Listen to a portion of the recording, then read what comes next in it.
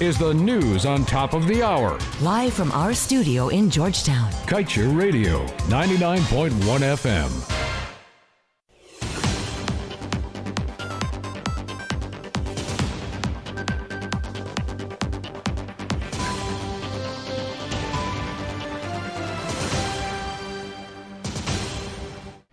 Good evening. Welcome to this evening's newscast on Kaieteur Radio. Kevin Smith here.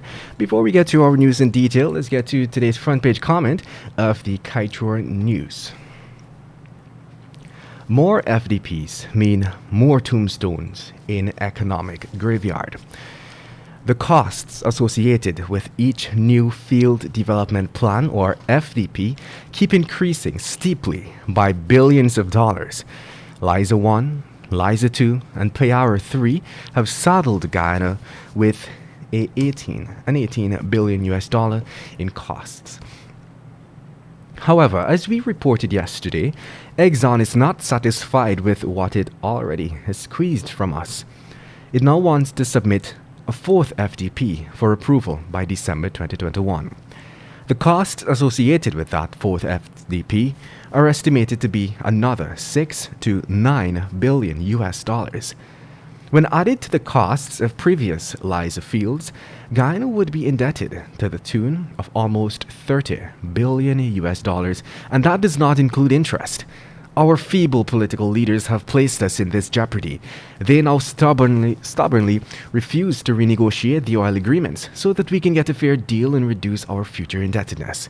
Liza 1, Liza 2, and Kaieteur 3 stand as the first tombstones in Guyana's economic graveyard, and now with this proposed fourth oil project, our oil hopes will now be consigned to the burial ground of dreams.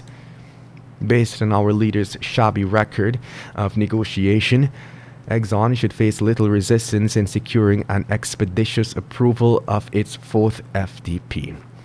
Our leaders have betrayed us. Instead of riches, they are burdening us with multi-billion-dollar bills. Guyanese, understand what is involved and where you stand.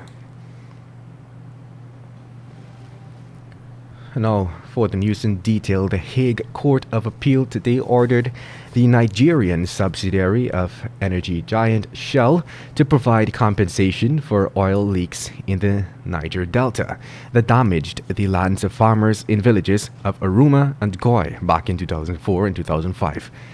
The ruling is one that may very well pave the way for new lawsuits against multinational oil companies who operate with an aura of untouchability, as both Shell Petroleum Development Company of Nigeria Limited and the Dutch-based mother company Royal Dutch Shell were held liable for the spills. Industry stakeholders who follow the matter for years have said that such a ruling is one that Guyana should pay keen attention to, since it is yet to obtain full coverage insurance for ExxonMobil's Liza Phase 1 and Kaieteur projects. The Hague Appeal Court ruling was deemed a victory for environmentalists, and especially the Nigerians whose lands were polluted by the oil. In other news, the government of Venezuela has accused Guyana of being on a campaign of manipulation on the Essequibo controversy.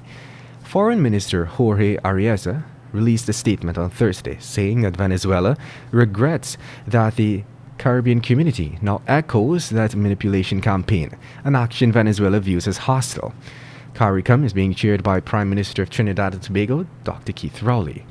CARICOM had on Wednesday expressed grave concern at escalating tensions between Guyana and Venezuela and recalled a statement it made on January 12th, in which it firmly repudiated acts of aggression by Venezuela against Guyana. CARICOM said that Venezuela should respect Guyana's sovereignty and territorial integrity and not undermine the security of the region. And moving on, the National COVID-19 Task Force has suspended air travel from Brazil for the next 30 days in light of the new COVID-19 variant detected there. This ban comes as part of the government's increased effort to curb the spread of the new variant here, given Brazil's proximity and the nation's lack of testing capacity. The Director General of the Guyana Civil Aviation Authority, Egbert Field, said that the order was given by the task force on Thursday, which took immediate effect following their pronouncement.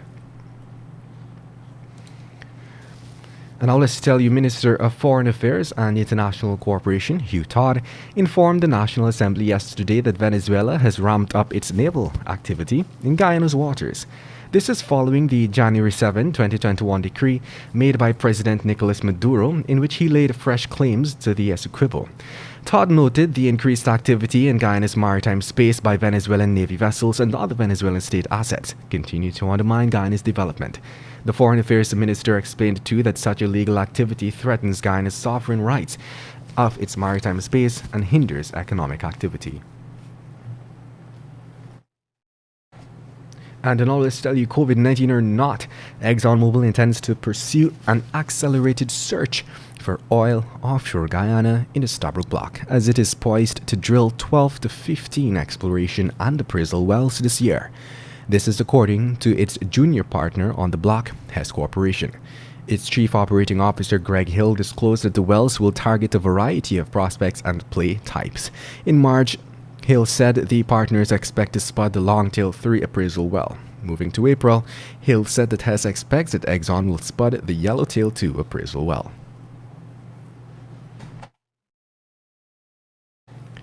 And moving on, following the tabling of 2 orders yesterday in the National Assembly by Senior Minister with responsibility for finance Dr. Rashni Singh to raise the debt ceiling for domestic and external debt by $500 billion and $650 billion respectively, several members within the political opposition have expressed great concern about the implications of this decision for the nation's taxpayers. Former Finance Minister Winston Jordan was keen to note that the raising of the debt ceiling essentially spells danger for the current and the future generations who would be made to service the ballooning debt. Meanwhile, the suspect held for bludgeoning a sleeping vagrant to death on Wednesday has admitted to the heinous act. The vagrant was slain around 3 hours 30 while lying on the pavement located at the corner of Camp and Robb Streets in Georgetown. Cops had later arrested a man who they believed had murdered the vagrant hours later at Charlotte Street. The suspect, according to police, is a 27-year-old resident of Toucan Street, South Remveld. Meanwhile, according to the Transparency International, in its 2020 Corruption Index report, Guyana is still perceived as a highly corrupt nation. Out of 180 nations that were assessed for perceptions of corruption last year, Guyana came in at the 83rd position with a score of 41 out of 100 alongside southern African country Lesotho and the French-speaking West African nation Benin. The Corruption Perceptions Index scores 180 countries and territories by their perceived levels of public sector corruption, using a scale of 0 to 100, whereby 100 is very clean and 0 is highly corrupt. And that brings us to the end of this evening's newscast. I am Kevin Smith. Thank you for listening.